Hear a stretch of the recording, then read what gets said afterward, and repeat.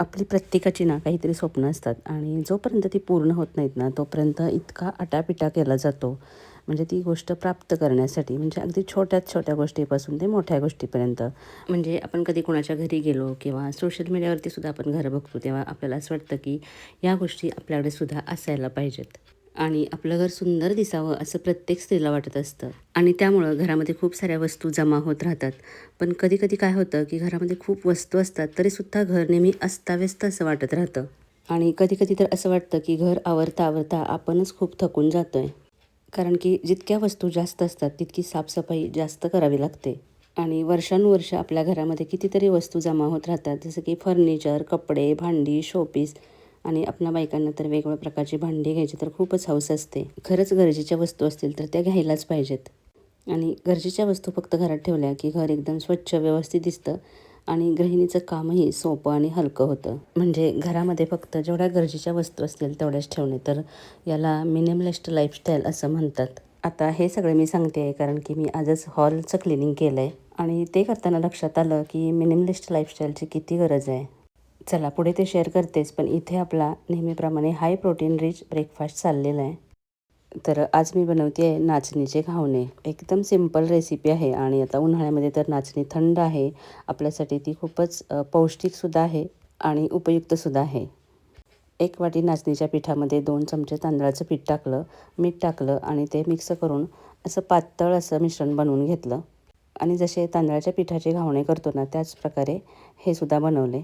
अगदी झटपट तयार होतात आणि इतके छान जाळीदारसुद्धा बनतात ना, की बघता क्षणीच खावेसे वाटतात. आता याला अजून टेस्टी बनवायचं असेल तर तुम्ही याच्यामध्ये आलं, लसूण, मिरची, कोथिंबीर वगैरे पण टाकू शकता. 1 मिनिटभर झाकण ठेवायचं आणि त्याच्यानंतर थोडंसं तेल वरून टाकायचं कारण नाचणीचं पीठ असतं तर ते कोरडं पडतं, वरून कोरडी दिसते म्हणून. आणि दह्यासोबतसुद्धा तुम्ही खाऊ शकता किंवा नारळाची चटणीसुद्धा करू शकता. तर आता चटणी करायला एवढा वेळ तर नव्हता सकाळी म्हणून दह्याबरोबर दिली. दह्याबरोबरसुद्धा खूप छान लागते. आणि दही आणि नाचणी म्हटल्यावर तर काय प्रोटीनचा पॉवर पॅकच तयार झाला. तर तुम्हीसुद्धा नक्की करून बघा. आणि एकदा तवा तापला की पटापटसुद्धा बनतात. अगदी डोश्यासारखं फार वेळ लागत नाही याला. आणि मी असं का म्हणते आहे कारण सध्या युद्ध सुरू झालं आहे आणि युद्ध अगदी आपल्या दाराशी आलं आहे असं म्हटलं तरी चालेल कारण की सिलेंडरची कमतरता भासायला लागली आहे. त्यामुळं जेवढा गॅस वाचवता येईल तेवढा वाचवायचा आहे आणि जरा प्लॅन करूनच कुठलेही पदार्थ बनवायचे आहेत की ज्याच्यामध्ये जास्ती गॅस वाया जाणार नाही. तसं तर आपल्याला सवय असतेच की गॅस वाया जाऊ न देण्याची, पण तरीसुद्धा गॅसवरती काही ठेवून इकडे व्हिडिओ बघणं किंवा स्क्रॉलिंग करणं Instagramला वगैरे, तर ते नको आहे करायला. किंवा गॅसवरती जेव्हा आपण भांडी गरम करायला ठेवतो तर तेव्हा ती पूर्णपणे सुकलेली असावीत. म्हणजे ओली भांडी ठेवली तर गॅस जास्ती लागतो ती पुन्हा गरम होण्यासाठी. आणि सध्या वातावरण एकदम वॉरमय होऊन गेलेलं आहे. म्हणजे अगदी न्यूजपासून ते नेहमीच्या गप्पांमध्ये सुद्धा हे वॉर कसं आपलं लाईफ अफेक्ट करतं यावरतीच चर्चा सुरू आहे. एवढ्या सगळ्या गोष्टींची माहिती अगदी घर बसल्या मिळते आहे. म्हणजे आपण शाळेत असताना पहिल्या महायुद्धाचा, दुसऱ्या महायुद्धाचा अभ्यास केलेला आणि तिसरं महायुद्ध होणार असं म्हणत खरंच तिसरं महायुद्ध सुरू झालं आहे की काय? आणि अशा न्यूजसुद्धा किंवा पॉडकास्टसुद्धा आपण बघत असतो आणि काही पॉडकास्टमध्ये तर या युद्धाच्या काळामध्ये तुम्ही तुमचं बजेट कसं सांभाळाल किंवा तुमचे पैसे कसे इन्व्हेस्ट कराल यावरती सुद्धा चर्चा बघितली. एक ना अनेक गोष्टी आणि जेव्हा आपण सतत एखाद्या गोष्टी बघत राहतो ना, तेव्हा आपोआप आपल्या मनामध्ये सुद्धा बॅक ऑफ द माइंड आपल्या नकळतसुद्धा आपल्या मनामध्ये तसे विचार सुरू होतात. आणि जरी प्रत्यक्ष युद्ध आपल्या इथे चालू नसलं तरी अप्रत्यक्षपणे त्याच्या झळा या सगळ्या जगालाच बसायला लागलेले आहेत. आणि सध्या तरी वॉर किचनपर्यंत येऊन पोहोचलं आहे. म्हणजे सगळ्यात महत्त्वाची जी गोष्ट आहे गॅस सिलेंडर, तर त्याचाच तुटवडा सध्या भासायला लागलेला आहे आणि 25 दिवसानंतर गॅस मिळणार असं म्हणत आहेत. आणि ही गोष्ट काय आपण स्टोरेज करून ठेवू शकत नाही. आता पर्याय काय तर इंडक्शन. आणि खरं सांगू का इंडक्शन माझ्याकडे आहे किती वर्षापासून आहे, पण मी त्याला अजिबात वापरत नाही. म्हणजे पॅक करून ठेवलं मी ते अक्षरशः. आणि कालच एक मैत्रीण सांगत होती की इंडक्शन आता ऑनलाईनसुद्धा आउट ऑफ स्टॉक दिसतंय. आणि गंमत म्हणजे मागच्या वेळेला बघा मी तुमच्याशी एक प्रेस्टिजच्या दुकानाचा व्हिडिओ शेअर केलेला आणि तुम्हाला सांगितलं होतं की माझ्याकडे एक वस्तू आहे आणि ती देऊन मी दुसरी घेणार आहे. तर ती वस्तू म्हणजे हा इंडक्शन. तर मी त्याला विचारूनसुद्धा आले होते की तुम्ही इंडक्शन घेता का? कारण मी बरेच वर्ष आता तो वापरत पण नाही, त्याची गरज पण वाटत नाही. आणि परत काय मी तिकडे गेली नाही. जाऊ म्हणता ते राहून गेलं आणि आता बघा इंडक्शनचीच गरज निर्माण झाली आहे. कसं असतं ना, तर आज माझी थोडीशी क्लिनिंग सुरू आहे. आता पाडवा पण जवळ आला आहे.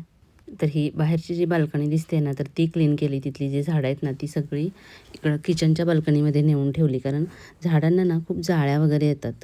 मग ती पूर्ण क्लीन करून घेतली. त्याच्यानंतर सोफा इकडे-तिकडे सरकवून त्याच्या पार्टचंसुद्धा क्लीन करून घेतलं. पण त्याचा व्हिडिओ काही केला नाही. आणि आता हे जे टीव्ही युनिट आहे ना, तर ते क्लीन करून घेते आहे. आणि मला सुद्धा घर सजवायची खूप आवड आहे. आणि त्यामुळेच काही गोष्टी मी घेतलेल्या, काही गिफ्ट आलेल्या, अशा भरपूर साऱ्या गोष्टी माझ्याकडे आहेत. तर त्या ना आता क्लीन करताना इतक्या सगळ्या गोष्टी मी डिक्लटर करून टाकल्यात. कारण की छोट्या-छोट्या गोष्टी असतात ना, तर त्या साफ करण्यामध्ये सुद्धा बराचसा वेळ जातो. त्याच्यामुळे मी खूप सारी शोपीस वगैरे होती, तर ती काढून टाकलीत आता. आणि अजून पण काही गोष्टी डिक्लटर करायला पाहिजेत असं वाटतंय. पण आपलं मन लगेच होत नाही काही गोष्टी टाकून द्यायला. कपड्यांच्या बाबतीत तर असं खूप होतं. आपण नवीन-नवीन शॉपिंग तर करत राहतो, पण जुनी कपडे टाकून द्यायची आपली इच्छा होत नाही. आणि त्यामुळं तर सगळ्यात जास्त पसारा हा कपड्यांचाच घरामध्ये दिसतो. आणि तो आवरताना मात्र आपली अक्षरशः दमछाक होऊन जाते. म्हणजे तुम्ही नोटीस केलं आहे का, की रेग्युलर कामांपेक्षा या अशा कामांमुळेच जास्त दमायला होतं आहे. म्हणजे आपली एनर्जी आणि वेळ दोन्ही या गोष्टींमध्ये वाया जातात. आणि खरं तर आता असं वाटतं की मिनिमलिस्ट लाईफ आहे ना, तर ती जगायला पाहिजे. म्हणजे गोष्टींचा उपयोग व्हायला पाहिजे, नाही की शो ऑफ करण्यासाठी. पण या गोष्टी आपल्याला आधी कळत नसतात, नंतर ह्या रिअलाईज होतात. आणि फर्निचरचं सुद्धा असंच आहे. आणि आता तर ऑनलाईन तर इतक्या सुंदर सुंदर गोष्टी असतात की असं वाटतं की आणि इझिली अवेलेबलसुद्धा असतात आणि प्राईससुद्धा त्या मानाने तशा कमीच आहेत पूर्वीपेक्षा. त्यामुळे सुद्धा या गोष्टी घेण्याकडे आपला कल असतो. पण खरंच कुठलीही नवीन गोष्ट किंवा वस्तू घेण्यापूर्वी ना विचार करायला पाहिजे की खरंच याची गरज आहे का आपल्याला. कारण की आपण स्त्रिया असतोच अशा की आपल्याला घर सुंदर दिसलेलं आवडतं. आता एवढं जरी मी काही बोलत असले ना, तरी बघा इथं हे झिझी प्लॅन्ट आणून ठेवलं. कारण बुद्धीच्या आणि मनाचं जे युद्ध चालू असतं त्याच्यामध्ये नेहमीच मन जिंकतं. कारण की मन आपल्या आवडीनिवडी सांभाळत असतं. पण खरंच जेव्हा आपण डीप क्लीन करतो ना, तर घर आपलं एकदम नवे-नवंच दिसायला लागतं आणि छोट्याशा गोष्टींची जागा जरी बदलली ना, तरी एकदम फ्रेश वाटायला लागतं. म्हणजे बघा आपण ना मिनिमलिस्ट लाईफचा किती पण विचार केला ना, तरी आपल्याला ते करणं जमत नाही. पण आता मी ठरवले की गोष्टी विचार करूनच घ्यायच्या, की ज्यामुळं आपला वेळ आणि एनर्जी वाया जाणार नाही. म्हणजे कधी-कधी तर काय होतं, की काही गोष्टी नसत्या तर काही फरक पडत नाही. पण त्या असतात म्हणून अजून घर सुंदर दिसतं. तर हे ड्रेसिंग टेबल आहे, तर ते सुद्धा खरं तर क्लीन करायला झाले. म्हणजे बाहेरून पण आणि आतून सुद्धा. कारण खूप दिवस झाले गोष्टी अशाच पडलेल्या आहेत आतमध्ये. आणि ड्रेसिंग टेबल म्हणजे ना तुमच्या व्यक्तिमत्त्वाचा आरसा असतो. म्हणजे आतमध्ये ज्या गोष्टी असतात ना, त्याच्यातून कळतं की तुमची पर्सनॅलिटी कशा पद्धतीची आहे. म्हणजे तुम्हाला तुमची आवडीनिवडी कळतात आणि तुम्ही किती सेल्फ लव्ह करता हे त्यावरून कळतं. फक्त बाहेरून पुसून घेतलं आणि म्हटलं होतं की ड्रेसिंग टेबल आतून सुद्धा व्यवस्थित सगळ्या गोष्टी लावूयात. आणि ते लावताना कळणार आहे की किती एक्स्ट्राच्या गोष्टी घेऊन ठेवलेल्या आहेत त्या. आणि आजकाल मलाही जाणवायला लागलं आहे की जरा शॉपिंग जास्तीच होती आहे. नेल पेंट रिमूव्हर आणलं होतं. म्हणजे एक 3-4 दिवसापासून मला जाणवतं आहे स्वयंपाक करताना वगैरे की हे अर्धवट निघालेलं जे नेलपेंट आहे ना, तर ते दिसत नाही बरोबर. आता रेसिपीचे वगैरे व्हिडिओ टाकत असते, तर त्यामध्ये ते बरोबर दिसत नाही. पण विसरूनच जात होते मी ते काढायचं. आता म्हटलं नाही, आता पहिल्यांदा हे नेलपेंट आहे ते काढून टाकूयात. असंही काही प्रोग्राम असला तरच मी नेलपेंट लावत असते, पण मला आवडतं नेलपेंट लावायला. आणि ह्या एवढ्या नेलपेंटच्या बॉटल आहेत. आणि काही बांगड्या मी घेतलेल्या तुमच्या शेअर केलं होतं ऑनलाईन घेतलेल्या. त्याच्यानंतर गावी यात्रेला गेलेली ना, तर यात्रेतून सुद्धा काही बांगड्या आणल्यात. खरं तर ऑनलाईन एवढ्याच सुंदर ह्या यात्रेत सुद्धा मला मिळाल्या. आणि मैत्रिणीसाठी खरं तर घ्यायला गेलेलो, पण मला सुद्धा आवडल्या. मी परत आणि घेतल्या. खरंच खूपच सुंदर आहेत. तर त्या आणून अशाच ठेवलेल्या. किती दिवस म्हणत होते की ह्या व्यवस्थित लावून टाकूयात, पण काही वेळच मिळत नव्हता. आता एवढ्या सगळ्या बांगड्या बघून एक मैत्रीण बोलली की घालतेस का, एवढ्या वापरल्या जातात का? तर मी म्हटलं हो, जेव्हा कधी प्रोग्राम असतो ना, तर तेव्हा मला आवडतं छान असं तयार व्हायला. आता डेली रुटीनमध्ये तर आपण ह्या असल्या बांगड्या काही वापरू शकत नाही. पण या काचेच्या बांगड्या पहिल्यापासूनच माझ्या फेवरेट आहेत आणि किती सुंदर दिसतात बघा. इतके सुंदर कलर बघून आहे ना, माझा डोपामाइन हार्मोन आहे तो एकदम हाय होऊन जातो, एकदम फ्रेश वाटतं. आणि आता एवढ्या साऱ्या बांगड्या झाल्या आहेत की नवीन बॉक्स मला घ्यावं लागणार आहे, बँगल बॉक्स. आता सध्या तरी आहे याच्यामध्येच ह्या सगळ्या ठेवून टाकणार आहे. ह्या रेनबो कलरच्या ऑनलाईन मागवलेल्या किती सुंदर आहेत ना, आणि खरंच खूप पॅकेजिंग वगैरे पण खूप छान आलेलं आहे त्याचं. आणि पार्टीवेअर वगैरे साड्या असतात ना, तर त्याच्यावरती अशा कलरफुल बँगल्स असतात, तर त्या छान वाटतात. परवा मी एक व्हिडिओ बघत होते, तर त्यामध्ये त्या सांगत होत्या की आपल्याकडे आपल्या परंपरेमध्ये बांगड्या घातल्या जातात. तर जेव्हा आपण दोन्ही हातामध्ये अशा भरपूर साऱ्या बांगड्या घालतो ना, तर तेव्हा तिथले जे पॉईंट्स असतात ना, तर ते ॲक्टिवेट होतात. त्यामुळं स्त्रीला शांत राहण्यासाठी किंवा आनंदी राहण्यासाठी त्याने मदत होते, अशा त्या सांगत होत्या. असेल सुद्धा कदाचित. त्यामुळेच आपण जेव्हा तयार होतो ना, तर आपोआपच आपण फ्रेश वाटत असतो. आपल्याला स्वतःला पण वाटत असतो आणि इतरांनासुद्धा.